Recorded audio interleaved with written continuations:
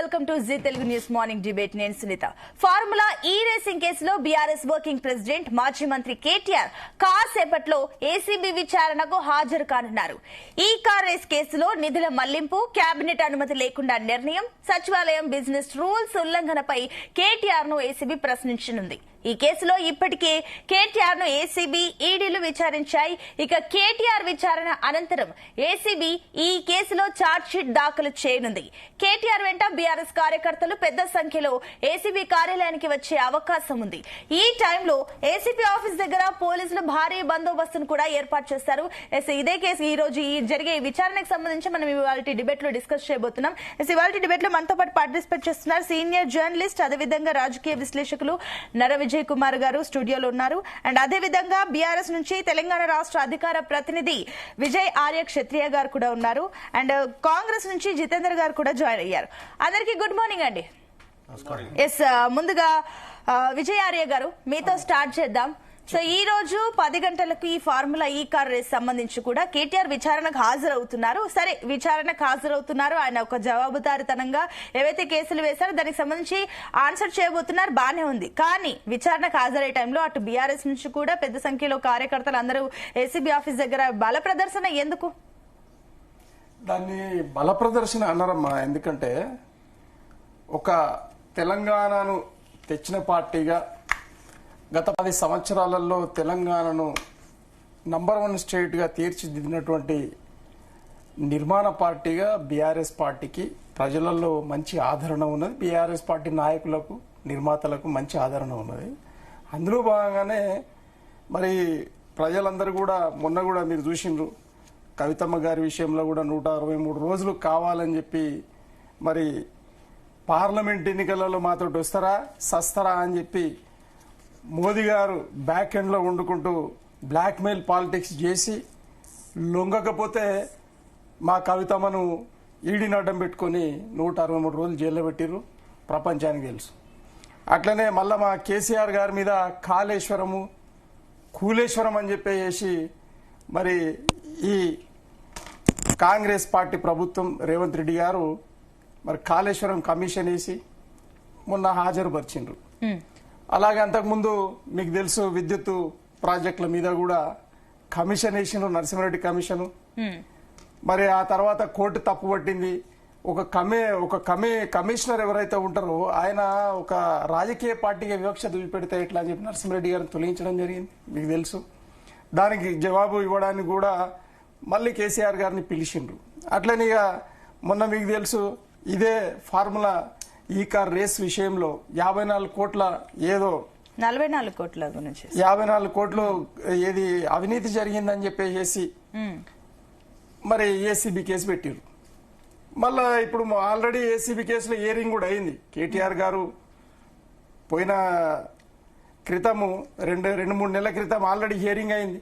మళ్ళీ అదే మరి ఏసీబీ కమిషనర్ గారు మళ్ళీ ఈ రోజు పిలిచి మాట్లాడుతూ ఉన్నారనంటే ఇది హాస్యాస్పదము. ఎందుకనంటే దుర్మార్గంగా ఒక తెలంగాణ బీఆర్ఎస్ పార్టీని నామరూపాలు లేకుండా చేయాలనే కుట్రలో భాగంగానే ఈరోజు చంద్రబాబు నాయుడు గారి ఆలోచన విధానాన్ని మరి మోదీ గారి సహాయ సహకారాలతోటి రేవంత్ రెడ్డి గారు ఇంప్లిమెంటేషన్ చేస్తా ఉన్నారు. కాంగ్రెస్ పార్టీ ఇంప్లిమెంటేషన్ చేస్తలే. ఇక్కడ కాంగ్రెస్ పార్టీకి సంబంధమే లేదు ఈ విషయాలలో వాస్తవంగా.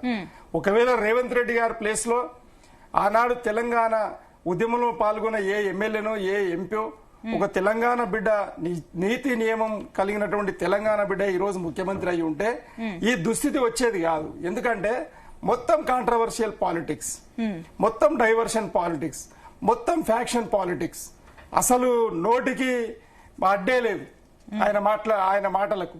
కాబట్టి ఇదంతా ఏంటంటే దుర్మార్గమైన పాలనకి తెర లేపుతా ఉన్నారు. ఎందుకంటే కాంగ్రెస్ ఇప్పటికైనా మాకు వచ్చే నష్టం లేదు బీఆర్ఎస్ పార్టీకి. కేసీఆర్ గారికి కానీ, కేటీఆర్ గారికి కానీ, కవితమ్మ గారికి కానీ, హరీష్ రావు గారికి కానీ లేదు, మా మంత్రులకు, మా ఎమ్మెల్యేలకు, ఎంపీలకు, మా కార్యకర్తలకు వచ్చిన నష్టం లేదు. అంటే ఇంకొకటి ఏంటంటే కూడా ఈ రోజు విచారణకు వెళ్తున్నప్పుడు కూడా మేబీ ఈ రోజు కేటీఆర్ అరెస్ట్ అవుతారు కాబట్టి అందరూ బీఆర్ఎస్ కార్యకర్తలు అందరూ అక్కడికి వెళ్తున్నారు ఏసీబీ ఆఫీస్ కి అని చెప్పేసి ఒక ప్రచారం నడుస్తుంది. దానికి ఏమంటారు? లేదమ్మా, అయితే అందుకు మాకు వచ్చే నష్టం లేదు. నష్టమల్ల కాంగ్రెస్ పార్టీకి.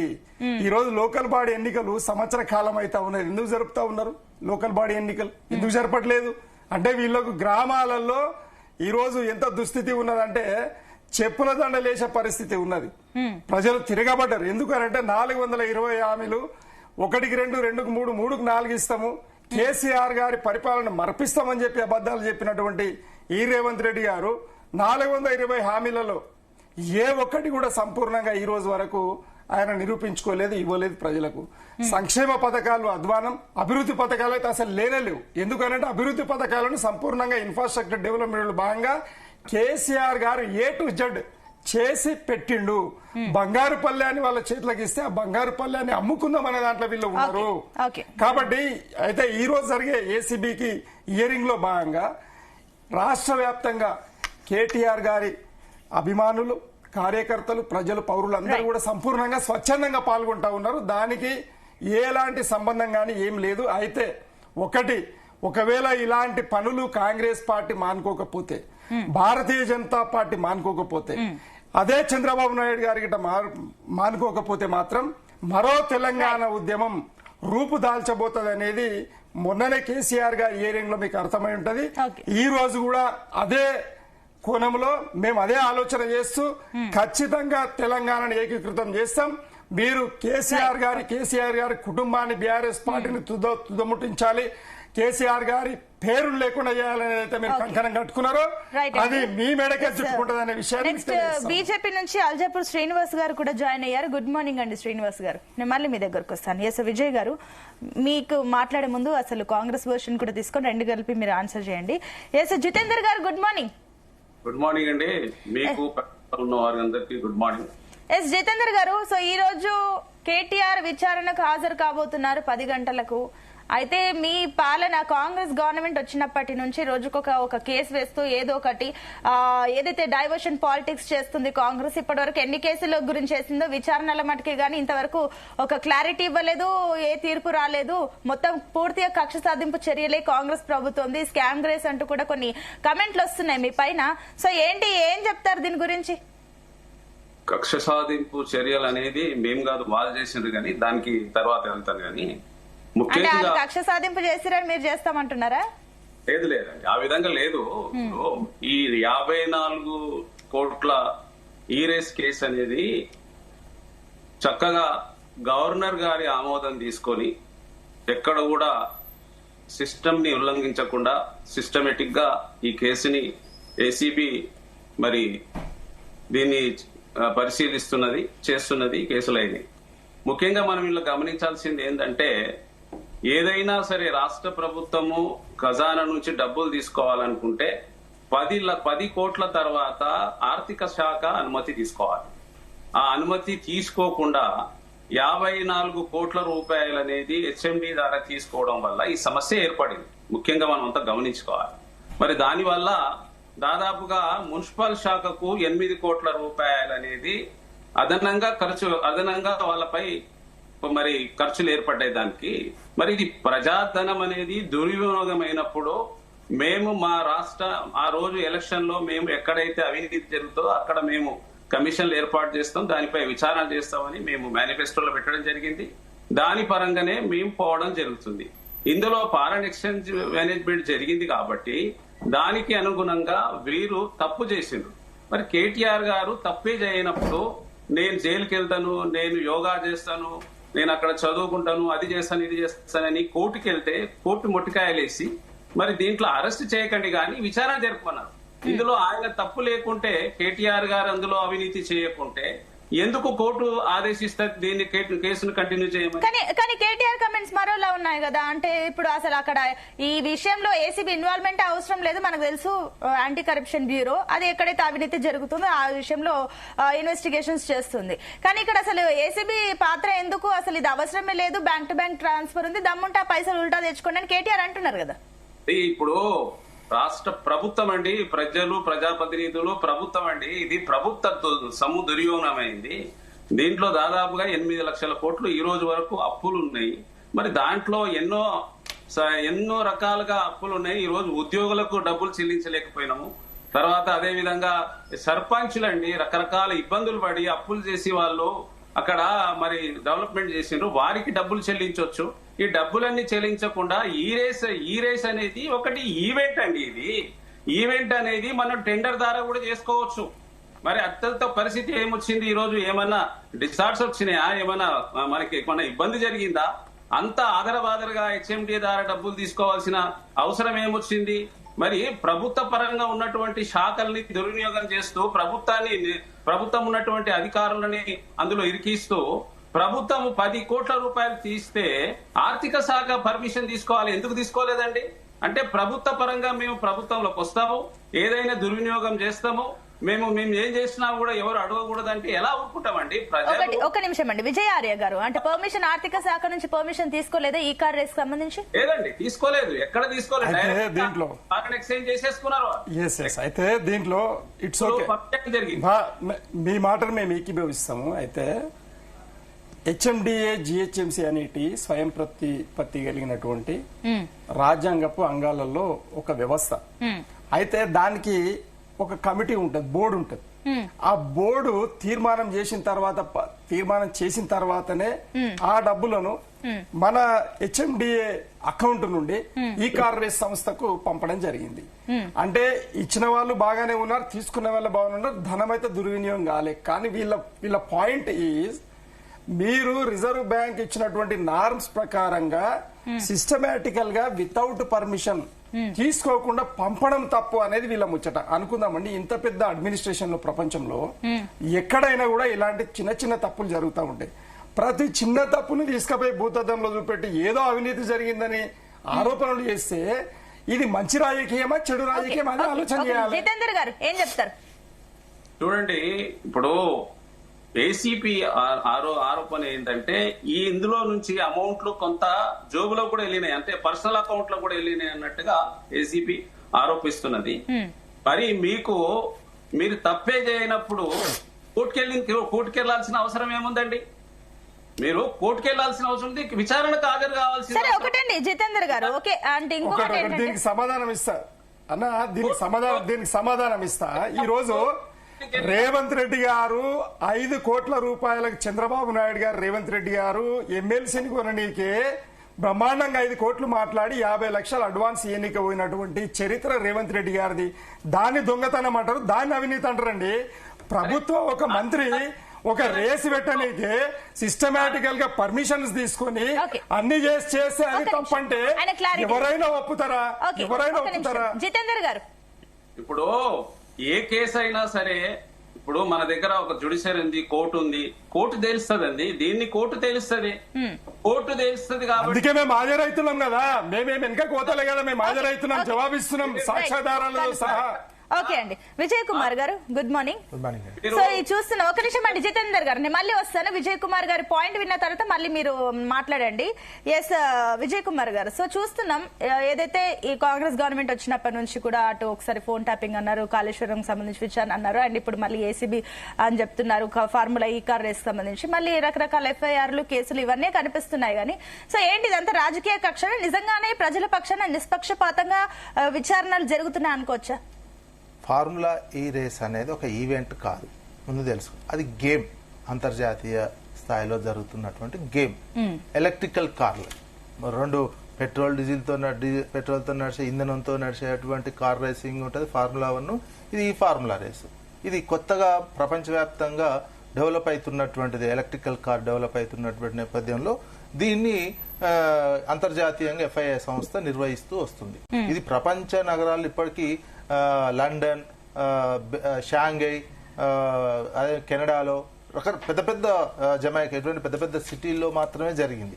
భారతదేశంలో ఫస్ట్ టైం వచ్చింది ఇది, మళ్ళీ హైదరాబాద్ కు వచ్చింది. మన భారతదేశంలో కూడా అన్ని నగరాలు పోటీ పడ్డాయి, బాంబే, ఢిల్లీ, నోయిడా, చెన్నై, బెంగళూరు పోటీ పడ్డాయి. కానీ ఇక్కడికే అనుమతి ఇక్కడికే వచ్చింది. ఎందుకు? ఎందుకు వచ్చింది రీజన్ కూడా ఏంటంటే హైదరాబాద్కు రావడానికి రీజన్ కూడా ఏంటంటే అంతకుముందు వరుసగా అవార్డులు వచ్చినాయి. లివబుల్ సిటీ అని, అదేవిధంగా గ్రీన్ సిటీకి సంబంధించినటువంటి ఈ హైదరాబాద్ అంతర్జాతీయ స్థాయిలో కొన్ని అవార్డ్స్ వచ్చినాయి 4-5 సంవత్సరాలుగా. ఇవన్నీ చూసేందుకు ఎలక్ట్రికల్ వాహనాలను ప్రోత్సహించాలంటే గ్రీనరీకి సంబంధించి ఎట్లున్నాయి గవర్నమెంట్లు ఏంటి అనేది. ఆ నేపథ్యంలో హైదరాబాద్కు వచ్చింది గేమ్. ఈ గేమ్ ని ఏం చేయాలి? ఏ గవర్నమెంట్ వస్తే నెక్స్ట్ లెవెల్కి తీసుకుపోవాలి. ఇక్కడనే శాశ్వతంగా ఉండే ఏర్పాట్లు చేసుకోవాలి. ప్రతి సంవత్సరం ఇక్కడ ఎందుకు అంతర్జాతీయ నగరాలతో సమానంగా అయిపోతాం. ఎవడండి దానికి సంబంధించి అంతర్జాతీయంగా పెట్టుబడిదారులకి పెద్ద పెద్ద బ్రాండ్లు, దాదాపు 22 బ్రాండ్లు వచ్చినాయి అప్పుడు ఒకసారి జరిగినప్పుడు. పెద్ద పెద్ద బ్రాండ్లు, కోటీశ్వర్లు, ఇవన్నీ అబ్జర్వ్ చేస్తున్నటువంటి సిటీ అయిపోతుంది. దానివల్ల ఏమవుతుంది? ఎక్స్ప్లోర్ అవుతుంది, మొత్తం ప్రపంచవ్యాప్తంగా నోటెడ్ అయిపోతుంది. ఇది ఒక రంగంగా ఉండిపోతుంది. ఐటీకి ఎంత బ్రాండ్ వచ్చిందో హైదరాబాద్ అంటే, ఇది కూడా ఈ కార్ రేస్ అంటే ఒక బ్రాండింగ్ చేసుకోవాల్సినటువంటి అవసరం ఉంటుంది గవర్నమెంట్ మారినంత మాత్రం. అసలు అది 40 కోట్లు అనేది చిన్న విషయం అండి. ఓ ప్రభుత్వానికి నీకు దాదాపు 2.5 లక్షల కోట్ల బడ్జెట్ ఉంటే 40 కోట్లు కాదు, ఇంకో 50 కోట్లు, ఇంకో 100 కోట్లు మేము పెట్టి చేస్తామని వాళ్ళు గవర్నమెంట్ మారంగానే పిలిచి చేయాల్సినటువంటి అవసరం ఉంటుంది. దానికి ఆ రేంజ్ ఉన్నటువంటి గేమ్ ని ఎవడన్నా వదులుకుంటాడా? తెలివి తక్కువ ప్రభుత్వం రేవంత్ రెడ్డి చాలా తెలివి తక్కువ వ్యవహరించి హైదరాబాద్ బ్రాండ్ ఇమేజ్ ని ఆటోమొబైల్ రంగంలో ఈ కార్ రేస్, ఈ ఎలక్ట్రికల్ వాహన రేంజ్లో నెక్స్ట్ లెవెల్ లో పోవాల్సిన దాన్ని బ్రేక్ వేసిండు, నాశనం చేసిండు. ఇంకా అందాల పోటీలు అనేది ఈవెంట్, ఇంకా అది గేమ్ కాదు, అందాల పోటీలు అది ఈవెంట్. ఆ ఈవెంట్ చేసి ఇంకా అది మొత్తం బదనామైనటువంటి సిచ్యువేషనే. మిస్ ఇంగ్లాండ్ మొత్తం ఎంత మిస్బిహేవ్ చేసిరు, ముఖ్యమంత్రి చుట్టూన్నోళ్లే చేసిరని పెద్ద ఎత్తున సోషల్ మీడియాలో జరుగుతున్నటువంటిది. అప్పట్లో మిస్బిహేవ్. మీరు ఈ రకమైన హైదరాబాద్ బ్రాండ్ ఇమేజ్ ని ఎట్లా పెంచాలి ఏంది అనేది మారాలండి. గవర్నమెంట్ మారగానే మాకు నచ్చినప్పుడు ఈ డబ్బులు కూడా ఏమైనాయంటే ప్లస్ 40 కోట్లు ఇచ్చినాం, వాళ్ళు లెటర్ రాశారు, మీరు ఇచ్చిన డబ్బులు మా దగ్గర ఉన్నాయండి, నెక్స్ట్ 2024లో జనవరిలో జరపాలంటే మీరు కొంచెం అదనపు అమౌంట్ ఇస్తే మేము దాన్ని కంటిన్యూ అవుతాము, ఏర్పాట్లన్నీ చేసుకున్నాము అంటే ఫస్ట్ 2 రోజులు చర్చలు జరిగాయి. డిసెంబర్ 13, 12 ఆ టైంలో 2023లో చర్చలు జరిగి అది బాగానే ఉందన్నారు. తర్వాత 19వ తారీఖు 22వ తారీఖు వచ్చేసరికి ఏమైందో మేము క్యాన్సిల్ చేసుకుంటున్నామని చెప్పేసినటువంటి సిచ్యువేషన్ కనిపిస్తుంది. ఆ తర్వాత కూడా ఏమైందంటే ఎఫ్ఏఐకి అనుబంధంగా భారతదేశంలో ఒక సంస్థ ఉంది. ఆ అనుబంధ సంస్థకు 73 లక్షలు, 40 కోట్ల నుంచి 73 లక్షలు ఇచ్చారు. వీళ్ళు లెటర్ రాసి రాష్ట్ర ప్రభుత్వానికి మీరు ఇచ్చిన ఈ 40 కోట్లలో మాకు ఇంత ఖర్చు అయిపోయింది, 73 లక్షలు ఇక్కడ ఉన్నాయి, ఈ 73 లక్షలు మీరు వాపసు తీసుకోండి అని చెప్పి మళ్ళీ రాష్ట్ర ప్రభుత్వం రాస్తే ఇప్పటివరకు ఆ డబ్బులు కూడా తీసుకోవట్లేరు. వాళ్ళు రాసి డబ్బులు తీసుకోండి అని చెప్తే కూడా తీసుకోవట్లేరు. ఈ రకమైనటువంటి యాటిట్యూడ్, నెగిటివ్ యాటిట్యూడ్ తోటే హైదరాబాద్ బ్రాండ్ ఇమేజ్ పడిపోయింది. దీని తర్వాత హైడ్రా తీసుకొచ్చి మొత్తం రియల్ ఎస్టేట్ ను బండబెట్టారు. హైదరాబాద్ ఆదాయం పెరగకుండా బడ్జెట్ లో చూస్తే last year financial year April, ఈ ఇయర్ ఫైనాన్షియల్ ఏప్రిల్ చూస్తే ఓన్ ట్యాక్స్ రెవెన్యూ 575 కోట్లు తగ్గిపోయిందండి. ఆ నెలలో రావాల్సినటువంటిది. ఇంత ఘోరమైనటువంటి పరిపాలన చేసుకుంటూ ఆదాయం తగ్గించేది, బ్రాండ్ విలువ పడగొట్టుకుంటూ ఈ పని చేసుకుంటూ మీరు మీకు రాజకీయంగా ఏమైనా ఉంటే ప్రజల్లో తేల్చుకోండి. మీరు 2 పార్టీలు ఇంకేదైనా చేసుకోండి. అరే ఒక మంచి ఇమేజ్, ఒక ఇంటర్నేషనల్ గేమ్ దేశానికి వచ్చి ఇవన్నీ చేస్తే పోటీ పడ్డాయి. బాంబే, చెన్నై, బెంగళూరు, ఢిల్లీ, నోయిడా పోటీ పడితే పోకుండా ఇంత పెద్ద ఇంటర్నేషనల్ గేమ్ రాదు. వచ్చిన దాన్ని ఇంకో 100 కోట్లు ఖర్చు అయినా పెట్టాలి. 40 కోట్లు కాదు, ఇంకో 100 పెడతా. ఇప్పుడు అందాల పోటీలకు పెట్టలేదు ఈవెంట్. దానివల్ల వచ్చింది. ఇంక దీనివల్ల మొత్తం ఇంక ఇన్వెస్టర్స్ అబ్జర్వ్ చేస్తుంటారు. ప్రపంచవ్యాప్తంగా ఉన్నటువంటి ఇన్వెస్టర్స్, పెద్ద పెద్ద బ్రాండ్, జాగ్వార్ వచ్చింది, మహేంద్ర వచ్చింది, మహేంద్ర, టాటా, పెద్ద పెద్ద బ్రాండ్లు వచ్చినాయి ఇక్కడ. అదే ఈ కార్ రేస్ కు సంబంధించినటువంటి దాన్ని గేమ్, ఇది ఈవెంట్ కాదు, ఇది అంతర్జాతీయ గేమ్స్. ఇవి గేమ్ లో భాగం. అది దాన్ని తీసుకొని చేయాల్సింది పోయి మీకు రాజకీయంగా ఒక కక్ష ఏదో పెట్టుకొని ఇంకేదో మనసులో పెట్టుకొని తెలంగాణనే బ్రాండ్ ఇమేజ్ ని మొత్తం సర్వనాశనం చేసినటువంటి వ్యక్తిగానే మిగిలిపోతారు. అసలు ఎవడన్నా కళ్ళకు అద్దుకొని తీసుకుంటారు. ఇట్లాంటి గేమ్స్ రావడమే అదృష్టం. ఓకే అండి. ఎస్, అల్జాపూర్ శ్రీనివాస్ గారు, గుడ్ మార్నింగ్ అండి. గుడ్ మార్నింగ్, అందరికీ నమస్కారం. ఎస్ శ్రీనివాస్ గారు, మీరేం చెప్తారు? ఏదైతే ఇప్పుడు కేటీఆర్ సంబంధించి ఆల్రెడీ ఒకసారి విచారణకు హాజరయ్యారు, సెకండ్ టైం కూడా హాజరవుతున్నారు, సహకరిస్తున్నారు కూడా, అంతా బాగానే ఉంది, లై డిటెక్షన్ టెస్ట్ కూడా రెడీ అంటూ కూడా కమెంట్లు ఇస్తున్నారు. అయితే మీరేం చెప్తారు? ఇందాక విజయ్ కుమార్ గారు చెప్పిన మాటలకి ఏకీభవిస్తారా? ఇది నిజంగానే కాంగ్రెస్ ప్రభుత్వం రాజకీయ కక్ష సాధింపు చర్యలకి పాల్పడుతుందా, లేదంటే నిజంగానే నిష్పక్షపాతంగా ముందుకెళ్తుందా? ఒకటి, ఎవరమైనా కానీ ప్రత్యేకంగా రాజకీయాల్లో ఉన్న వాళ్ళం అందరం కూడాను, అందరూ కూడా, ప్రతి సిటిజన్ కూడాను ప్రజాస్వామ్య వ్యవస్థను మనం నమ్మి మనం నడుస్తున్నాం. అది మనందరి బాధ్యత, దాన్ని అనుసరించాల్సిన బాధ్యత. బీఆర్ఎస్ పార్టీ అధికారంలో ఉన్నప్పుడు వారి యొక్క అధికారంతో ఏదైనా ప్రొసీజర్ లేకుండా ద్వారా జరిగినటువంటి నిర్ణయాల కారణంగా అది అతిక్రమణ, ఇల్లీగాలిటీ, దానికి చట్ట పరమైనటువంటి సపోర్ట్ దొరికినప్పుడు ఎవరైనా కంప్లైంట్ చేసినా, సుమోటోగా కేసు రిజిస్టర్ అయినా కానీ నోటీసులు ఇస్తే వెళ్లాల్సిన బాధ్యత ఏ సిటిజన్ అయినా ఉంటది. ఇందులో వేరే విషయం లేకుండా పోవాల్సిన బాధ్యత ఎవరికైతే నోటీస్ సర్వ్ అవుతుందో వాళ్ళు వెళ్ళాలి. దానికి రాజకీయంగా రంగు పొలిమి ఏదో ఒకటి కావాలని చేస్తున్నారని చెప్పడం అన్నది అది బహుశా అది మంచి కాదేమో. ఎస్, నేను నోటీస్ ఇచ్చింది ఏసీబీ కోర్టు, నేను వెళ్తానని చెప్తే గౌరవంగా ఉంటే వెళ్తున్నట్టుగా చూస్తా ఉన్నా, వెళ్తా అని చెప్పి ఇంతకుముందు వెళ్ళినారు, ఇప్పుడు వెళ్తా ఉన్నారు. సో కక్ష సాధింపు అన్నది ఇప్పుడు తేలదు. ఏసీబీ వారు రిజిస్టర్ చేసినటువంటి కేసు ద్వారా ఈ యొక్క సర్కార్ ప్రొడ్యూస్ చేయలేనటువంటి సాక్ష్యాలు ఏమైనా ఉంటే ఉండి కూడా సాక్ష్యాలు ప్రొడ్యూస్ చేయకుంటే రెండు పార్టీలు కూడా ఒక్కటైనట్టుగా మేము భావిస్తాం భారతీయ జనతా పార్టీ. ఒకవేళ స్ట్రాంగ్ గా ఏదైతే 54 కోట్ల యొక్క హెచ్ఎండిఏ డబ్బులు ఏవైతే పర్మిషన్ లేకుండా, ఆర్థిక శాఖ పర్మిషన్ లేకుండా తన అధీనంలో ఉన్నటువంటి మున్సిపల్ శాఖ కాబట్టి ఏదైనా నడుస్తుంది చెప్తుంది అని చెప్పేసి ఓవర్ కాన్ఫిడెన్స్ తోని మరి కేటీఆర్ గారు వాడుకున్నటువంటి డైవర్ట్ చేసిన డబ్బులు ఏవైతే ఉన్నాయో దాన్ని బహిరంగ వాళ్ళు కూడా ఒప్పుకుంటున్నారు. తప్పేమన్నది పెద్ద తప్పు కాదని ఒప్పుకుంటా ఉన్నారు. దాన్ని కూడా కాగ్నిజెన్స్ గా తీసుకొని ఏసీబీ ఫైండింగ్స్ ఇస్తే పొరపాటు తప్పు అని ఫైండింగ్స్ ఇస్తే దాన్ని డిసైడ్ చేస్తే కోర్టు. అంటే ఒకటి శ్రీనివాస్ గారు, మీరు అంటున్నారు తప్పు అని చెప్పేసి ఇట్లా అంటున్నప్పుడు మరి ఈ విషయంలో ఈడీ కానీ సిబిఐ కానీ ఎంటర్ అయ్యే ఛాన్సెస్ ఉన్నాయా? ఇప్పుడు ఈడీ గానీ సిబిఐ గానీ వారు ఎప్పుడు ఎంటర్ అవుతారు? మనీ ట్రాన్సాక్షన్స్ ఆ యొక్క లావాదేవీలు జరిగినప్పుడు ఈడీ ఇన్వాల్వ్ అయ్యే అవకాశం ఉంటుంది. సిబిఐ స్టేట్ గవర్నమెంట్ పర్మిషన్ ఇవ్వాలి, అలో చేయాలి. ఈడీకి స్ట్రాంగ్ కేసు దొరికినప్పుడు సంబంధించినటువంటి లావాదేవీలో వీళ్ళందరూ కూడాను ఇన్వాల్వ్ అయ్యి ప్రభుత్వ అధికారులు, దాంట్లో సెంట్రల్ గవర్నమెంట్ యొక్క ఎంప్లాయీస్ ఉండి లేకుండా ఇంకేదైనా ఉంటే వాళ్ళ పరిధిలో ఉన్నప్పుడు వాళ్ళు ఇన్వాల్వ్ అవుతారు సిబిఐ వాళ్ళు. కానీ ఇక్కడ ఓన్లీ కాగ్నిజెన్స్ ఏసీబీ వాళ్ళు తీసుకున్నారు, వాళ్ళు నోటీస్ ఇచ్చినారు, ఏసీబీ మరి కోర్టుకు వెళ్తా ఉన్నారు. దాంట్లో ఫేస్ చేయని కదా, ఫేస్ చేసినంత మాత్రాన కోర్టు నోటీసులు ఇచ్చినంత మాత్రాన మీరు కన్విక్ట్ అని ఎట్లా భావిస్తారు? Let court decide the fact, ఏం జరిగిందన్న విషయం. ఒక్కటి మాత్రం వాళ్ళు కూడా ఇండైరెక్ట్ గా కేటీఆర్ గారు కూడా ఏదో పెద్ద తప్పు కాదు కదా అని మాట్లాడుతా ఉన్నారు. ఇది బాధ్యత రాహిత్యమైన స్టేట్మెంట్. పెద్ద తప్పు అంటే చిన్న తప్పు చేయొచ్చా? మీరు సిటిజన్ గా వేరే వాళ్ళు ఎవరైనా చిన్న తప్పు చేస్తే పెట్టి మ్యాటర్ కేసు చేయకుండా పంపుతారా? కోర్టుకు రెఫర్ చేస్తారా? సో ఒక రెస్పాన్సిబుల్ పొలిటికల్ లీడర్ గా, దట్ టు మినిస్టర్ గా, పార్టీకి వర్కింగ్ ప్రెసిడెంట్ గా ఇటువంటి మాటలు మాట్లాడదు. ఏది అతిక్రమణ ఏది జరిగినా చట్ట విరుద్ధమే, దానికి ఎవరమైనా బాధ్యులుగా ఉండాల్సిందే. డిసైడ్ చేసిన కోర్టు యొక్క ఆదేశాలు మేము పాటిస్తామని చెప్తే గౌరవం ఉంటుంది. అంతే తప్ప పంతాలకు పోయి కక్ష సాధింపుతోని కాంగ్రెస్ పార్టీ చేస్తుంది అంటే మీరు అవకాశం ఇచ్చింది. అవకాశం ఇవ్వకుండా వాళ్ళు కూడా చేయరు కదా. భలే కాంగ్రెస్ పార్టీకి మనసులకు చేయొద్దని ఉన్నప్పటికీ కూడాను ఆల్రెడీ కేసు రిజిస్టర్ అయింది కాబట్టి నోటీసులు ఇస్తా ఉంటే డెఫినెట్ గా ఫేస్ చేయాల్సిందే అందరం కూడా. ఓకే అండి.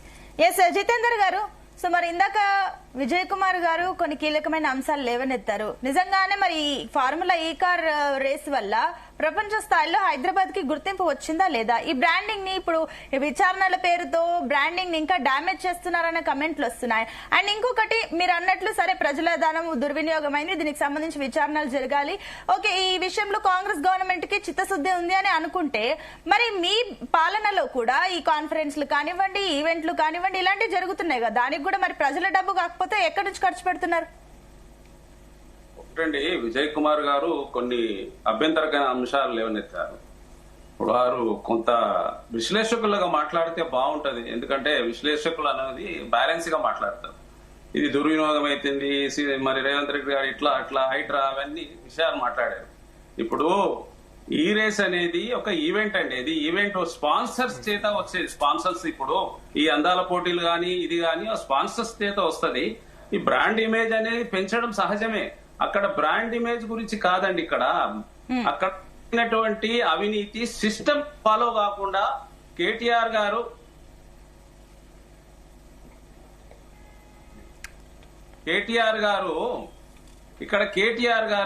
అక్కడ సిస్టాన్ని ఫాలో కాకుండా అన్ని రకాలుగా అన్ని చట్టాలు తెలిసిన వ్యక్తి. మరి ఇక్కడ ఒక మంత్రిగా పురపాలక శాఖ మంత్రిగా ఉన్నాడు. అక్కడ పురపాలక శాఖ నుంచి 8 కోట్ల రూపాయలు అదనంగా బడన్ అయిపోయింది ఆయన చేయడం వల్ల. ఆర్థిక శాఖ నుంచి అనుమతి తీసుకోకుండా శాఖలు నా చేతిలో ఉన్నాయి కదా, నేను ఏది చేసినా నడుస్తుంది కదా అని అనుకోవడం అనేది చాలా తప్పు విషయాన్ని మేము తప్పని చెప్పడం తప్పంటే ఎలా అండి? సరే, మీరు అంటున్నారు కదా ఇన్ని డబ్బులు అవినీతి జరిగింది అని చెప్పేసి, ఇంత ఖర్చు వేస్ట్ జరిగిందని. మీరు చెప్పండి, అందాల పోటీలకు ఎంత ఖర్చు చేస్తారు? 30 కోట్ల రూపాయలు అయినాయండి దానికి. అందాల పోటీకి 30 కోట్ల రూపాయలు రాష్ట్ర ప్రభుత్వం పెట్టింది. దానికి ఈరోజు ప్రపంచ వ్యాప్తంగా దాని ఒక బ్రాండ్ ఇమేజ్ పెంచినాం. బ్రాండ్ ఇమేజ్ అంటే పెంచుకోవాలి, చేయని. ఫార్ములా ఈ కార్ రేస్ వల్ల బ్రాండింగ్ పెరగలేదా? మేము దానికి కాదంటలేం కదా, అక్కడ జరిగినట్టు లోపాల గురించి చెప్తున్నాం. అక్కడ మీరు డైరెక్ట్ గా హెచ్ఎండి మిస్సింగ్ ల్యాండ్ ఏమన్నది మరి? అందులో అనుమానాలు ఉన్నాయి. అందులో కొంత డబ్బు అనేది ఏసీబీ కొంతమంది అకౌంట్లలో పడ్డాయి అన్నట్టుగా అభియోగాలు ఉన్నాయి. కరెక్ట్ ప్రాసెస్ గా జరపలేదు అన్నట్టుగా మా అభియోగం. తప్పండి. వాళ్ళు మీ ఈ కార్ రేస్ వాళ్ళు 40 కోట్లు మా దగ్గర ఉన్నాయని చెప్పినాక ఇంకెవరు వేరే అకౌంట్ లో పడ్డాయని మీరెట్లా ఏసీబీ కూడా అనలే? ఇక్కడ ఉన్నటువంటి మెట్రో అబద్ధాలు చెప్తున్నారు. బ్రాండ్ ఇమేజ్ తెచ్చిందే కాంగ్రెస్, కాదంటలే మేము దాని గురించి. బ్రాండ్ ఇమేజ్ 40 కోట్లు ఉన్నాయని మా దగ్గర ఉన్నాయని లెటర్ రాశారు. 40 కోట్లు మనం మాట్లాడుతున్నాము. లావాదేవీలు మేము ఏమైనా చేస్తాము, కరప్షన్ చేస్తాము, అందులో వేరే అకౌంట్లలో అమౌంట్లు ట్రాన్స్ఫర్ చేస్తాము. వేరే అకౌంట్ లో పోలేదని ఉంది. మీరు అది తప్పు లీడ్ చేస్తున్నారు, మిస్లీడ్ చేస్తున్నారు. ఆయన ఫార్ములా అతను లెటర్ ప్రభుత్వానికి లెటర్ రాసిండు, మీ ఇచ్చిన 40 కోట్లు నా దగ్గర ఉన్నాయి అని చెప్పి సపోర్ట్ గా మాట్లాడుతున్నారు. అది బాగా సపోర్ట్. అవునండి, నేను హైదరాబాద్ సపోర్ట్ గానే మాట్లాడతాం. మీరు విషయం అబద్ధం చెప్పేటట్టుంటే ఎట్లా? 40 కోట్లు ఏమన్నాడు? ఆయన లెటర్ రాసిండు కదా. ఏసీబీ కూడా మీ పక్క వాళ్ళ అకౌంట్ లోకి పోయినాయని ఏడా చెప్తలేరు. మీరు కూడా ఏమీ అంటలేరు. 40 కోట్లు ఆయన మీరు ఇచ్చిన 40 కోట్లు నా దగ్గర ఉన్నాయి, చెక్కు ద్వారా వచ్చినాయి, చెక్కు ద్వారానే ఉన్నాయి, నా దగ్గర ఉన్నాయని లెటర్ కూడా రాసిండు కదా. లెటర్ రాసిండు, ఆ ఖర్చు అయింది. ఇంకా 73 లక్షల రూపాయలు రాష్ట్ర ప్రభుత్వానికి వస్తాయి. ఎందుకంటే వాళ్ళు స్టేట్ ఇక్కడున్న భారతదేశ విభాగానికి సంబంధించినటువంటి వాళ్లకు మేము 73 లక్షలు ఇచ్చినాము, ఆ 73 లక్షలు కూడా తీసుకోండి అని కూడా రాసిండు ఆయన. రాష్ట్ర ప్రభుత్వం తీసుకోండి అంటే ఇంతవరకు తీసుకోలేదు. మీరు ఇదంతా వదిలిపెట్టి ప్లస్ ఇంకోటి 8 కోట్లు ఎక్స్ట్రా అయిందంటే 8 కోట్లు ట్యాక్స్, అది గవర్నమెంట్ కే పోయింది. అది జిఎస్టీ రూపంలో ఈ గవర్నమెంట్ నుంచి సెంట్రల్ గవర్నమెంట్ పోతుంది. అందులో మళ్ళీ సగం మళ్ళీ రాష్ట్ర ప్రభుత్వానికి వస్తుంది జిఎస్టీలా. మీరు అసలు ఈ విషయాన్ని చిన్న మీరు ఆ విషయాన్ని మీరు అసలు గేమ్ ని ఎందుకు రద్దు చేసిరండి? ఒకవేళ ఉన్నది ఈ గేమ్ ని ఎందుకు రద్దు చేసిర్రు? కంటిన్యూ చేయొచ్చు కదా, మంచి అవకాశం కదా. ఒక ఉంటే మీరు ఎందుకు అంత గేమ్ జనవరిలో ఎందుకు రద్దు చేసిర్రు? రేవంత్ రెడ్డి గారు ఎందుకు రద్దు చేసిర్రు చెప్పండి.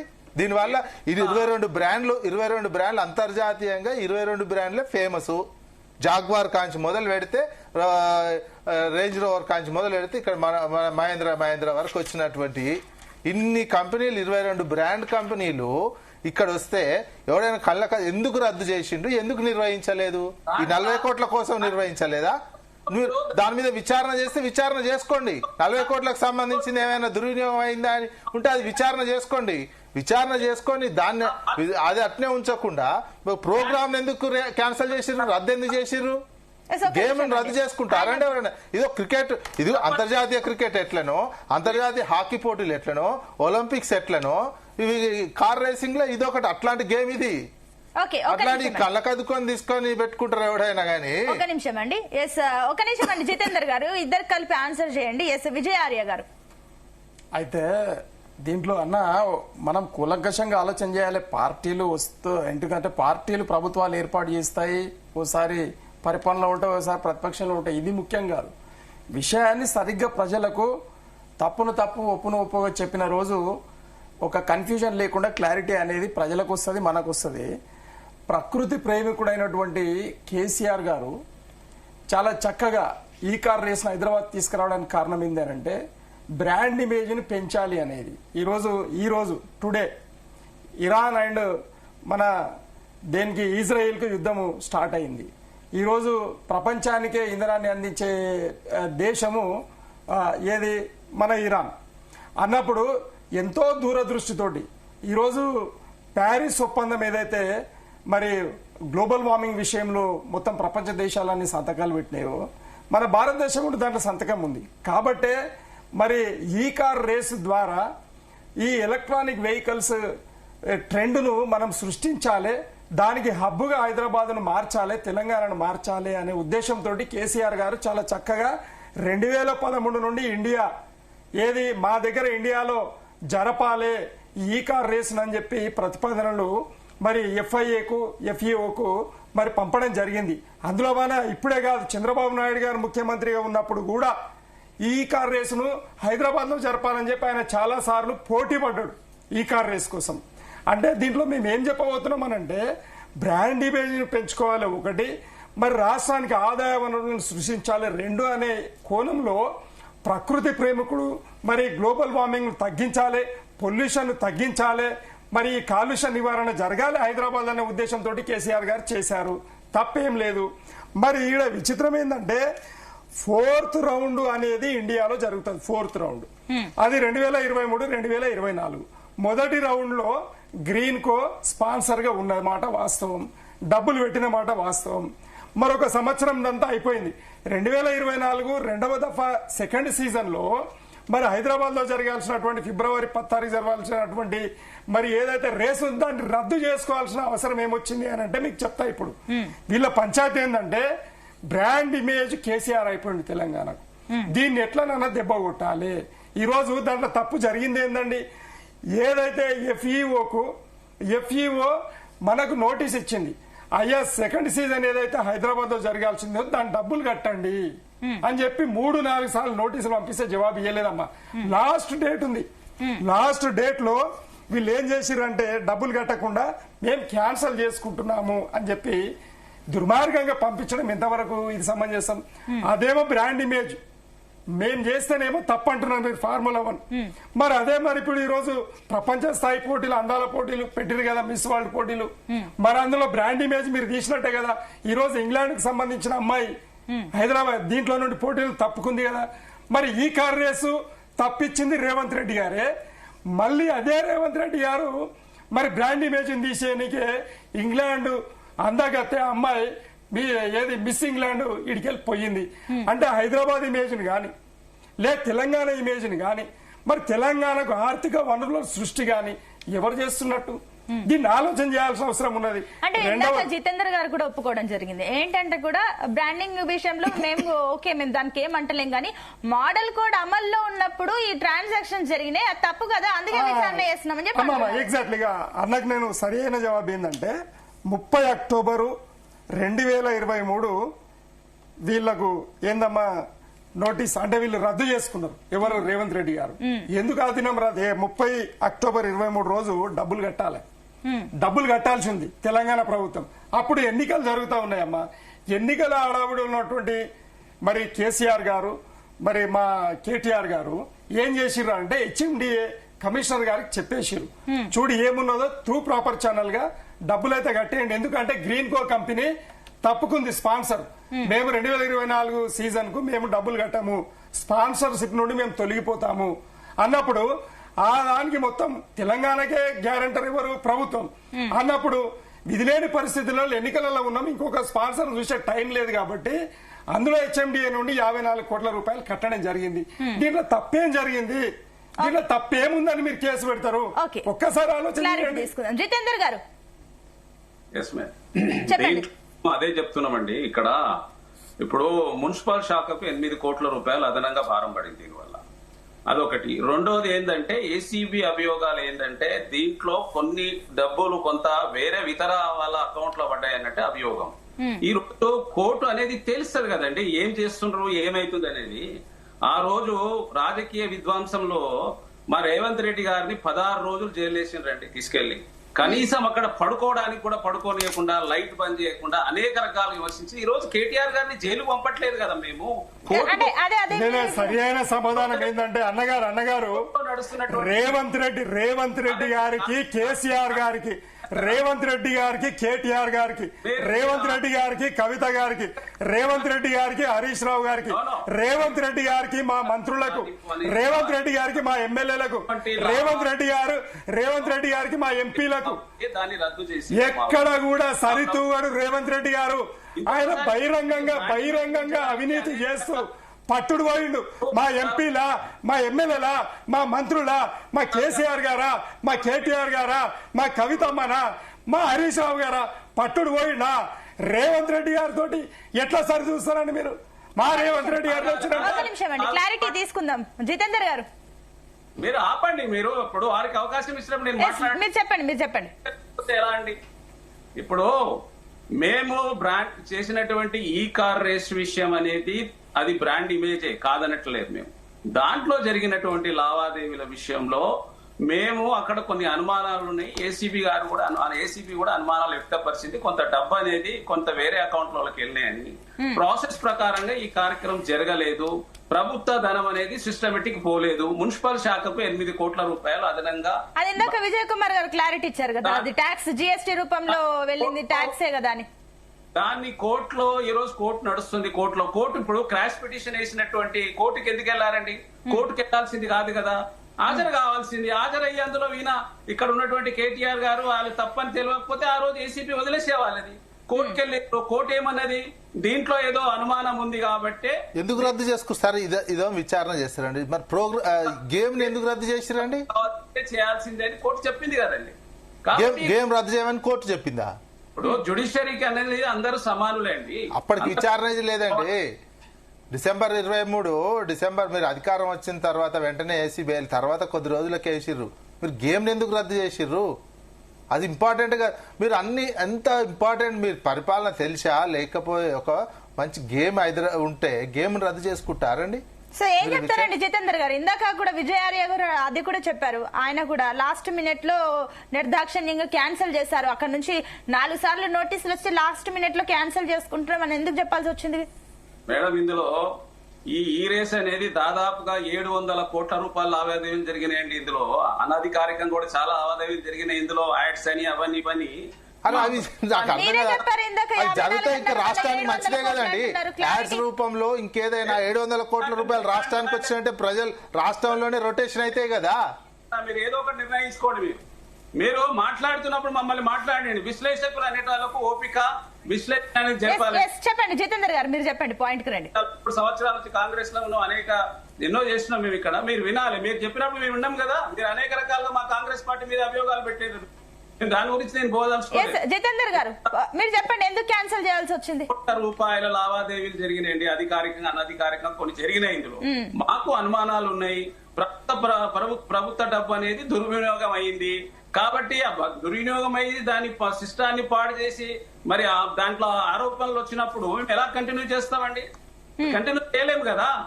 కాబట్టి దాన్ని కంటిన్యూ చేయకుండా దాన్ని కోర్టుకు మనం ఏసీబీకి ఇవ్వడం జరిగింది. ఏసీబీ తెలుస్తుంది అది.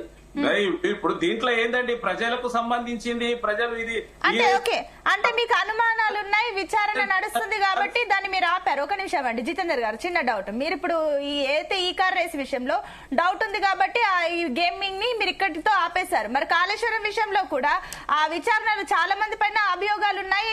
ఆ ఉన్నతాధికారుల పైన కూడా, గవర్నమెంట్ ఆఫీషియల్స్ పైన కూడా ఈ విచారణ నడుస్తుంది. కానీ వాళ్ళని పక్కన పెట్టుకున్నారు కదా. మరి వాళ్ళని ఎందుకు ఆపలేరు? వాళ్ళని ఎందుకు పక్కన పెట్టుకున్నారు? దీన్ని ఎందుకు ఇక్కడ ఆపేశారు? ఏదండి, ఇందాక కాళేశ్వరం విచారణలో కూడా చాలా మంది అఫీషియల్స్ పైన ఇదే రకంగా విచారణలు నడుస్తున్న వాళ్ళని పక్కన పెట్టుకున్నారు కదా. లేదండి, ఇప్పుడు కాళేశ్వరం విషయం అనేది డిఫరెంట్ చాప్టర్. ఈ రోజు నడుస్తుంది కాబట్టి అదే మీరు అంటున్నారు కదా, విచారణ జరుగుతుంది కాబట్టి దాన్ని ఆపేశాము అని అన్నారు. మరి విచారణ జరుగుతున్న వాళ్ళని ఆపేయాలి కదా, ఎందుకు పక్కన పెట్టుకుని వాళ్ళతో పని చేయించుకుంటున్నారు? ఇప్పుడు అధికారులు అనేది ఇప్పుడు ప్రభుత్వం వచ్చి 18 నెలలు అవుతుందండి. ఇప్పుడు అన్నింటినీ సమీక్ష చేసుకోవాలి. ఎక్కడెక్కడ అవినీతి జరిగింది, ఏ అవినీతి పరువులు పనిచేసిండు అనేది అన్ని చూసుకోవాలి కదండి. ఇప్పుడు 4 కోట్ల జనాభా, పెద్ద ఎత్తున ఉన్నటువంటి ప్రభుత్వంలో అధికారులు పనిచేస్తున్నారు. అన్ని చూసుకొని చేసుకోవాలి కదండి. ప్రభుత్వం వచ్చింది 18 నెలలే అయింది కాబట్టి అన్ని పరిశీలిస్తాం. ఇప్పుడు కాళేశ్వరం విషయానికి వస్తే కాళేశ్వరంలో ఈ రోజు మేము ఆల్రెడీ మేనిఫెస్టోలో పెట్టాం, దాని మీద కమిషన్ వేస్తామని. ఇప్పుడు ఆడ జరిగినటువంటి 1,02,000 కోట్ల లావాదేవీలో కొంత అక్కడ అవినీతి జరిగింది, ఎందుకు కుంగిందనే విషయంలో నోటీసులు ఇస్తున్నారు. ఈ రోజు కేసీఆర్ గారు హాజరవుతున్నారు. దాని కోర్టు తెలుసా, కమిషన్ తెలుస్తుంది, తర్వాత కేసులు అయితే చేస్తారండి. దాన్ని మేము ఆయన మాట్లాడివ్వండి. ప్రజల కోసం వచ్చేటువంటి ప్రభుత్వం ఇది. ప్రజలు ఎన్నుకున్నందుకు ఇప్పుడు స్టూడెంట్స్, కార్మికులు, కర్షకులు, పేదలు అంతా ఎన్నుకున్నటువంటి ప్రభుత్వము. ప్రజాధనం దుర్వినియోగం కాకుండా చూసుకోవాల్సిన బాధ్యత మాది. 18 నెలలు అయింది. అన్నిటి మీద మా ముఖ్యమంత్రి రేవంత్ రెడ్డి గారు సమీక్ష చేస్తున్నారు. ఇప్పుడు గడిచిన 10 సంవత్సరాలలో రాజకీయంగా, ఆర్థికంగా అనేక విధ్వంసాలు జరిగినాయి ఇక్కడ. వాటిపై మేము కమిషన్ చేస్తాము, తర్వాత వాటిపై విచారణ జరిపిస్తాము. ప్రజలకు మేము చెప్పి మేనిఫెస్టోలో పెట్టి ఇలాంటి ఎక్కడైతే దుర్వినియోగం జరిగిందో వాటిపై విచారణ జరుపుతామని మేనిఫెస్టోలో మేము పెట్టి వస్తే మమ్మల్ని ప్రజల్ని ఎన్నుకున్నారు కాబట్టి వాటిపై మేము విచారణ చేయడం అనేది మా బాధ్యత. 18 నెలలు అయింది, అన్నిటిపై విచారణ జరుపుతాము. ఇంకా విద్యుత్ కుంభకోణాలు ఉన్నాయి. ఇప్పుడు ఆమె ఇప్పుడు ఆ తండ్రి ఏమో దీంట్లో ఇరుక్కున్నాడు, బిడ్డ ఏమో లిక్కర్ కుంభకోణంలో ఇరుక్కున్నది, కొడుకేమో ఈ విధంగా ఉన్నాడు. వాళ్ళ కుటుంబ పరిపాలన లాస్ట్ టైం ఇస్తాను, ఆయన మాట్లాడండి. అధికారి చెప్తే విన్నాడా అండి? ఎక్కడ విన్నారండి వీళ్ళు? ఎంతసేపు వాళ్ళకు ఒక రాజా టైపు, దొర టైపు పరిపాలన సాధించండి. ఈ రోజు ప్రజా పరిపాలన నడుస్తుందండి. ప్రజల చేత ప్రజలు పనిచేస్తుంది, ప్రజల సంక్షేమం కోసం పనిచేస్తుంది మా ప్రభుత్వం. ఓకే అండి, విజయ్ ఆర్య గారు ఒక్క నిమిషం అండి. నేను అల్జాపూర్ శ్రీనివాస్ గారితో మాట్లాడిన తర్వాత మీరు మాట్లాడండి. ఎస్ శ్రీనివాస్ గారు, సో 3 వర్షన్లు వింటున్నారు, సో ఏం చెప్తారు మీరు? ఎవరైనా కానీ చట్టాలకు గౌరవిస్తూ చట్టం ద్వారా ఏర్పడినటువంటి వ్యవస్థలను గౌరవించి పిలిస్తే పోవాలి. మీ స్టాండ్ మీరు చెప్పుకోవాలి. అల్టిమేట్ గా డిసైడ్ అయిన దాన్ని అందరం ఒప్పుకోవాలి. అంతే తప్ప పంతాలకు పోయి కక్ష సాధింపు రాజకీయ కారణంతో చేస్తున్నారని చెప్పి ఒకవేళ చేసినా ఆ కోర్టులు మాత్రం వినవు. వాళ్ళు చేయాల్సిన పని వాళ్ళు చేస్తూ ఉంటారు. ఇక్కడ ప్రెస్టేజ్ గా మన దాన్ని సీరియస్ తీసుకోవాల్సిన అవసరం లేదు. చాలా సింపుల్. చాలా పెద్ద పెద్ద నాయకుల మీద ఆరోపణలు వచ్చినాయి. ముందాక గౌరవంగా కోర్టులకు పోయినారు, అటెండ్ అయినారు. కొందరైతే రాజీనామాలు కూడా చేస్తారు. నా మీద ఆరోపణ వచ్చింది, నేను నిర్దోషాన్ని తేలేంత వరకు నేను కోర్టు పోను, ఎల్గాదు అని అట్లా అంటారు. అట్లా ఉండాలి, అంత ఆదర్శంగా ఉండాలి ఎవరైనా కానీ. కాబట్టి ఇక్కడ విషయం చిన్నదే కావచ్చు, ప్రొసీజర్ లేకుండా ఈజీగా కళ్ళ ముందర కనబడతా ఉంది. కేటీఆర్ గారు తీసుకున్నట్టుగా ఆ నిర్ణయం ద్వారా జిహెచ్ఎంసీకి లేదా హెచ్ఎండిఏకి ఆ డబ్బులన్నీ కూడా మిస్యూజ్ అయ్యి డైవర్ట్ చేయడం జరిగింది. అది కళ్ళ ముందర కనబడుతూ వాళ్ళు కూడా ఒప్పుకున్నారు. సో ఈ పరిస్థితుల్లో కక్ష సాధింపు కారణంగా మమ్మల్ని ఇరికిస్తున్నారంటే బహుశా అది అప్రాపరేట్ కాకపోవచ్చు. మీరు అవకాశం ఇచ్చినారు కాబట్టి వాళ్ళు నోటీసులు ఇచ్చినారు, కేసు రిజిస్టర్ అయింది, మీరు వెళ్ళాలి, మీ యొక్క స్టాండ్ చెప్పుకోవాలి, మీ నిర్దోషితో ప్రూవ్ చేసుకోవాలి తప్ప దానికి పెద్ద రాజకీయ రంగం అవసరం లేదు. కాంగ్రెస్ కూడాను ఇంతకుముందు చర్చ వచ్చినట్టుగా అనేక మంది అవినీతి అధికారులను పక్కన పెట్టుకుంటాం. పెద్ద పెద్ద ఆరోపణలు. మొన్న కాళేశ్వరం గురించి రేట్ చేస్తే ఒక ఇంజనీరింగ్ లో 150 కోట్లు 200 కోట్ల రూపాయలు దొరుకుతా ఉంటే అవినీతి జరిగినట్టుగా దానిలో ఎక్కడ రిపెంట్ అవుతురా? మా హయాంలో జరిగినట్టు ప్రాజెక్ట్ దానికి అధికారులుగా పనిచేసే వాళ్ళు ఇంత డబ్బు వచ్చింది, మేము నిజంగా షాక్ అవుతుందని చెప్పేసి వాళ్ళు సర్ప్రైజెస్ వాళ్ళు ఎక్స్ప్రెస్ చేయాలి బీఆర్ఎస్ వాళ్ళు. ఎందుకంటే వాళ్ళు అధికారులు ఉన్నారు. ఇది ఎంత పెద్ద అవినీతి అని. ఒక అధికారి ఆఫ్టర్ ఆల్ ఒక అధికారి చేతితోనే అంత డబ్బు దొరికితే రాజకీయంగా అధికారం ఉన్న వాళ్ళ దగ్గర అవినీతికి అవకాశం ఉండి దోచుకుని ఉంటారని అనుమానం. ఒక పాయింట్ లేవనెత్తారు శ్రీనివాస్ గారు. ఆయన క్లియర్ గా చెప్పారు కూడా, అంటే మేము ప్రభుత్వం వచ్చి 18 నెలలు అవుతుంది కాబట్టి మేము ఈ రకంగా చర్యలు తీసుకోలేము, ఇమ్మీడియట్ యాక్షన్స్ ఉండవు అని చెప్పేసి ఒక క్లారిటీ ఇచ్చారు. అరే ఇది యాక్షన్ కాదా? ఏసీ వాళ్ళు ఇచ్చిన నోటీస్ కు గవర్నమెంట్ స్టాండ్ ఉంటది కదా అని. కేటీఆర్ గారు చేసిన తప్పులకు ఎవిడెన్స్ మీరు కరెక్ట్ చేస్తూ ప్రొడ్యూస్ చేసే పని మీ సర్కార్ కదా. అదే రకంగా ఆ విషయాల్లో కూడాను అంతా ఈజీగా పక్కన పెట్టుకొని ప్రమోషన్ ఇస్తూ వాళ్ళకు ఇంపార్టెంట్ కీ పోస్టింగ్ ఇవ్వడం అంటే ఏంది? అనేక మంది ఐఏఎస్ అధికారుల మీద ఆరోపణలు ఉన్నాయి. నవీన్ మిట్టల్ కావచ్చు, అమయ్ కావచ్చు, ఐఏఎస్ రంగారెడ్డి జిల్లా, మెదక్ జిల్లా, ఇలా అనేక అధికారుల మీద అవినీతి ఆరోపణలు ఉన్నాయి. వాళ్ళ మీద కూడా లూప్ లో పెట్టి వాళ్ళ ద్వారా ఇంకేం పని తీసుకొని చూడాలి తప్ప ఇంపార్టెంట్ పోస్టులు తీస్తాం పోయి మీరు చేసుకుంటాం పోని మీ ఎమ్మట మేము ఉన్నాం, మా ధైర్యం మా అండ మీకున్నారని చెప్పి సంకేతం ఇచ్చినట్టు కదా. సో ఇటువంటి ఒక నిర్ణయాల కారణంగా రాష్ట్రానికి ప్రజలకు నష్టం చెప్తా, ఆర్థికంగా ఇమేజ్ కూడా దెబ్బంటది. వారే చెప్తా ఉన్నారు రేవంత్ రెడ్డి గారు, మమ్మల్ని ఎవరు నమ్ముతలేరు, రూపాయికి నమ్ముతలేరు, చెప్పుల దొంగని చెప్తా ఉన్నారు. మీరే దొంగని పక్కన పెట్టుకుంటే ఇంకెవరు నమ్ముతారండి?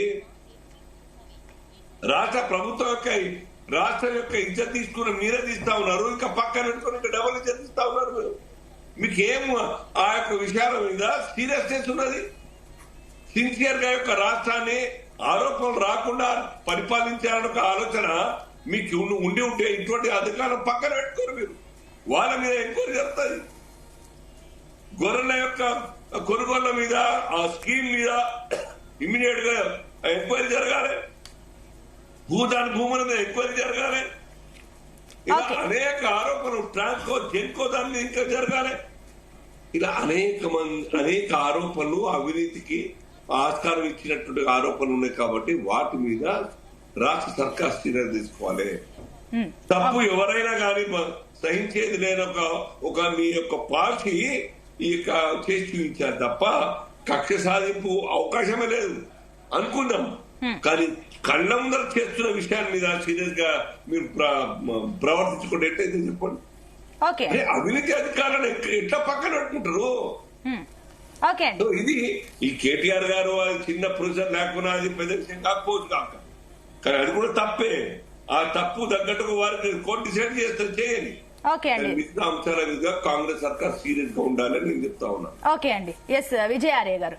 అయితే ఇప్పుడు కాంగ్రెస్ ప్రతినిధి గారు మాట్లాడుతూ మాది ప్రజాపాలన అని చాలా చక్కగా మరి ప్రభుత్వాన్ని వెంట వేసుకొస్తా ఉన్నాడు. మంచిదే, ప్రజాప్రభుత్వం అని అనుకుంటూ ప్రతీకార ప్రభుత్వంగా తీర్చిదిద్దినటువంటి రేవంత్ రెడ్డి గారిని ఆయన శ్లాఘిస్తూ చెప్పడం అనేది ఈరోజు తెలంగాణ సమాజం ఒప్పదు.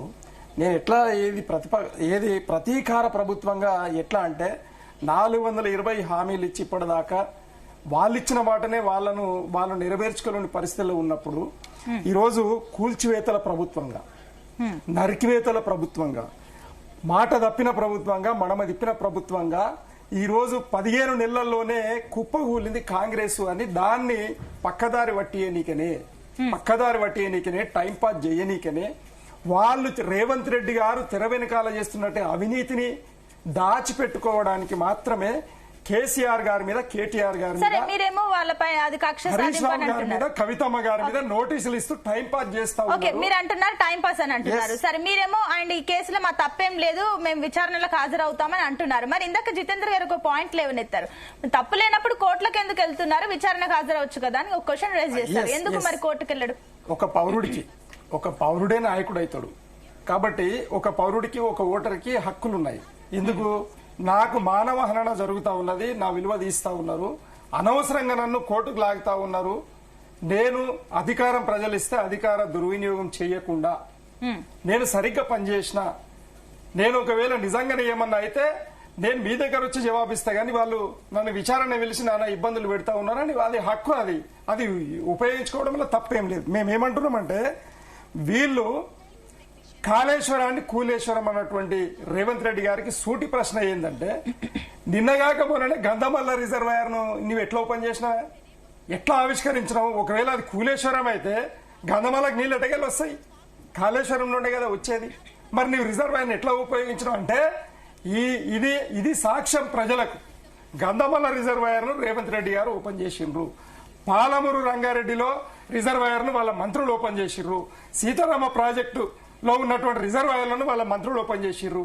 మరి అన్నప్పుడు నీటి ప్రాజెక్టులు 3 బ్రహ్మాండమైన నీటి ప్రాజెక్టు తెలంగాణ మరి రైతుల కోసం, మరి తెలంగాణ ప్రజానికం కోసం ఏర్పాటు చేసినటువంటి ఇన్ఫ్రాస్ట్రక్చర్ డెవలప్మెంట్ లో నీటి ప్రాజెక్టులు 3కు 3 పనిచేస్తున్నట్టే కదా.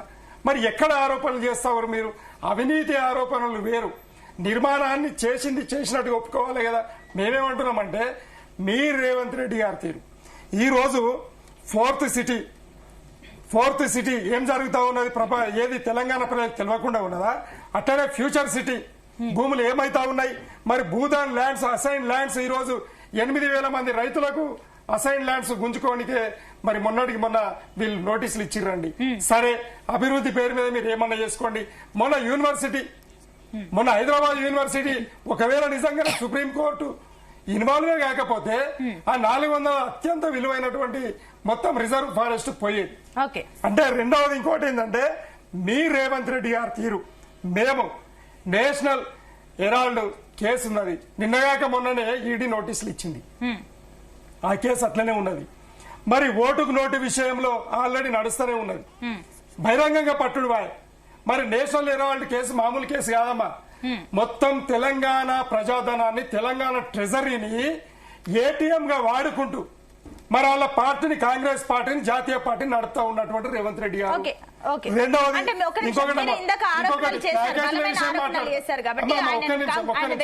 బనకచర్ల, ఇంకా 2 ముచ్చట్లు మాట్లాడినాక అడగండి. బనకచర్ల విషయంలో బనకచర్లకు నీవు లోపాయకారి ఒప్పందం చేసుకొని దాన్ని అడ్డుకోకుండా తెలంగాణ నీళ్లను దోపిడీ చేస్తా ఉన్న చంద్రబాబు నాయుడు గారి ప్రభుత్వాన్ని అడ్డుకోకుండా మరి ఆ ప్రాజెక్టులో ఎంత డబ్బు నీవు తీసుకున్నావు నీ పార్టీ కోసము అది కూడా బయటికి రావాలి. నీలాంటి చిల్లర మల్లర చాతలు మా కేసీఆర్ గారు చేయలేదు. తెలంగాణ ప్రజల ప్రయోజనాలు, తెలంగాణ రాష్ట్ర ప్రయోజనాలు, ముఖ్యంగా తెలంగాణ అభివృద్ధి చేసిన కానీ మీ దాకా చేయలేదండి. జితేందర్ గారు ఈ ఆరోపణలకు ఏం చెప్తారు? చూడండి, ఇప్పుడు అవినీతి జరిగిందంటే మరి ఇవన్నీ చేస్తున్నారు. మనం అవినీతిపై చర్చ జరుపుతున్నాము. ఇక్కడ జరిగినటువంటి ఈ రేస్ లో జరిగినటువంటి పొరపాట్ల గురించి చర్చ జరుపుతున్నాం. జరపకుండా ఇవన్నీ మాట్లాడితే ఎలాంటి? ఇప్పుడు హైదరాబాద్ యూనివర్సిటీ విషయాన్ని ఆ రోజు కాంగ్రెస్ ప్రభుత్వం ఇచ్చినటువంటి భూమి, అది దాన్ని పాడు చేసారు ఎవరండి? కేసీఆర్ గారే పాడు చేశారు. కేసీఆర్ ఇన్వాల్వ్మెంటే లేదండి అందులో. ఎక్కడండి ఎట్లా మాట్లాడతారండి? కేసీఆర్ గారు దాంట్లో ఏలో పెట్టలేదు. ఒక నిమిషం, దాన్ని కాపాడడానికి ఆయన వర్షం తీసుకుందాం, టైం తక్కువ ఉంది. జితేందర్ గారు ఇప్పుడు ఒక్క చిన్నది చెప్తానండి. హైదరాబాద్ సెంట్రల్ యూనివర్సిటీ భూమి అనేది ఇప్పుడు ఆ రోజు ఇందిరాగాంధీ గారు ఇచ్చిన భూమి, అది 100 ఎకరాలు అనేది అన్యాకాంతం కాకుండా రాజశేఖర రెడ్డి గారు కాపాడిండు. ఆయన కోర్టుకు పోయిండు, అక్కడ ఇచ్చిన చంద్రబాబు నాయుడు గారు ఇచ్చినటువంటి పోయిండు. ఆ తర్వాత అక్కడ ఏమేమి యాక్టివిటీస్ జరిగినాయండి? సబ్ స్టేషన్స్ వచ్చినాయి, మన సెక్రటరియట్ కార్మికులకు భూమి ఇచ్చిండ్రు, తర్వాత అక్కడ హైకోర్టు కార్మికులకు భూమి ఇచ్చిండ్రు, అక్కడ ఆ నుంచి దారి ఇచ్చిండ్రు. దాన్ని ఇప్పుడు హెచ్ఆర్సీని పాడు చేసిందే కేసీఆర్ గారు. అక్కడ మేం చేసింది ఏంది? అక్కడ కోర్టు ఆర్డర్స్ ఇచ్చిన తప్పండి. కోర్టు మొత్తం వెరిఫికేషన్ చేసింది. అట్లా తప్పుడు సమాచారం ప్రజలకు ఇస్తే ఎట్లా అండి? కేసీఆర్ గారు దాంట్లో ఇన్వాల్వ్ కాలేదు, కేసీఆర్ గారి ప్రభుత్వం ఇన్వాల్వ్ కాలేదు. కేసు వేసింది. చెప్పొద్దు. భూములు అనేటివి ఇప్పుడు చెరువులు కబ్జా కాకతీయ మిషన్ కాకతీయ తోటి చెరువులను కాపాడినటువంటి కేసీఆర్ గారండి. ఎట్లా మాట్లాడుతున్నారు? మిషన్ భగీరథ తోటి ఇంటింటికి నీళ్ళు ఇచ్చింది కేసీఆర్ గారండి. ఎట్లా మాట్లాడతారు? చిన్న పిల్లల నుండి సత్యం ముసలోడి వరకు ఈ రోజు కేసీఆర్ కిట్ ఇచ్చింది ఎవరండి? మరి ఎప్పుడు మనకి ఇది విచిత్రం అండి. ఈ రోజు నీటి శాతం తగ్గిపోతుంది. ఇక్కడ హైదరాబాద్ లో చెరువులు, వందలాది చెరువులు 2014 కంటే ముందు మీ యూపీఏ 1 యూపీఏ 2 పరిపాలన ఎట్లా ఉందో ఒకసారి చదవండి. విజయార్య గారు ఒక్క నిమిషం, అబద్ధాలు మాట్లాడుతున్నారు. గౌరవ ప్రధానమంత్రి గారు రాహుల్ గాంధీ గారు తెలంగాణ స్టేట్ #1 స్టేట్ అని రాహుల్ గాంధీ గారు ఒప్పుకుంటా ఉంటే, విజయ్ కుమార్ గారు ప్రధానమంత్రి గారు ఒప్పుకుంటా ఉంటే, అదే చంద్రబాబు నాయుడు గారు ఒప్పుకుంటా ఉంటే రేవంత్ రెడ్డి గారు ఒప్పుకోరండి. మీరు మళ్ళీ చెప్పిందే చెప్తున్నారు, మళ్ళీ చెప్పిందే చెప్తున్నారు. విజయార్య గారు టైం వేస్ట్ అవుతుంది. Please wait. విజయ్ కుమార్ గారు మీ ఫైనల్ కమెంట్స్. ఈ గేమ్ రద్దు చేయడం పెద్ద తప్పు. మీరు ప్రొసీజర్ ల్యాబ్స్ ఏమైనా ఉంటే అది ఇంటర్నల్ గా చూసుకోవాల్సినటువంటిది. ఇంకొక 50 కోట్లు ఖర్చు పెట్టైనా ఈ గేమ్ నుంచుకోవాల్సినటువంటిది. ఆ బ్రాండ్ ఇమేజ్ ని తొలగించారు. అక్కడి నుంచే నెగిటివ్ అంతా స్టార్ట్ అయిపోయింది వీళ్ళది. మొత్తం ఎందుకు తిరోగమన విధానంలో వెనకబడిపోయిన ఆదాయంలో మొత్తం ఉందంటే, అంత ముందు వరకు ఉన్నటువంటి వెహికల్ వేగం స్పీడ్ పోతున్నటువంటిది దాన్ని ఒకేసారి జీరో చేసినటువంటిది. అదే వేగం డ్రైవర్ మారినంత అదే వేగం కనుక పోతే నీకు ఇప్పుడు వేరే తిరిగి ఉంటుండేది, రాష్ట్రం ఆదాయం పడిపోకపోతుంది. ఈ రకమైనటువంటి చర్యలు, తిరోగమన విధానాలు, పర్సనల్ గా టార్గెట్ చేసుకోవడం ఒకటి. నా పర్సనల్ టార్గెట్ నేను ముఖ్యమంత్రి అయిపోయినా ఇక నాకు రాష్ట్రంతో పని లేదు, రాజకీయంగా ఆ పార్టీతో పని లేదు అనే ఒక యాటిట్యూడ్ తోటి ఆ విధానమే నా పర్సనల్ టార్గెట్ సీఎం అయిపోయినా మిగతా అంశాలు నాకు ఏ సంబంధం లేదా అనే రకంగా విధానాలు నిర్ణయం తీసుకోవడం వల్ల వస్తున్నటువంటి సమస్యలు ఇవి అన్ని పక్కకు పెట్టి ఒక రాష్ట్ర అభివృద్ధిని నెక్స్ట్ లెవెల్కి ఎట్లా తీసుకెళ్లాలి.